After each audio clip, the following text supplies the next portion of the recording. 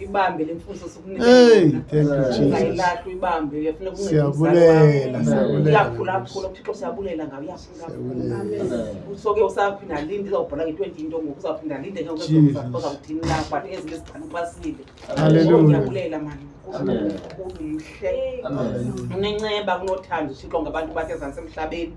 ndiyambulala kasiyekelelanga mani khona ngamaxesha onke siyabulela wethu khona kule nto uphele bese sayadwana ngumfana momudinga nesithi uyayithanda basibona sivele enkonzweni usithe ufuna ukuthi haleluya yahala ukuthi ndithina hayi asafune kunyanzelo ufune kusuka enhlizweni kuwe wawuzwizile lento ungaye enkonzweni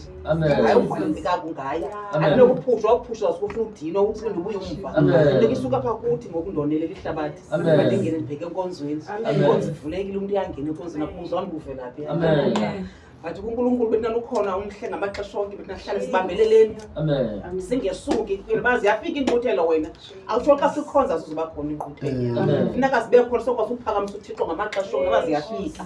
sime singagonqini bazi siyawazi phinde sivuke kuye singakuyi singaphinde siphakame siye kuye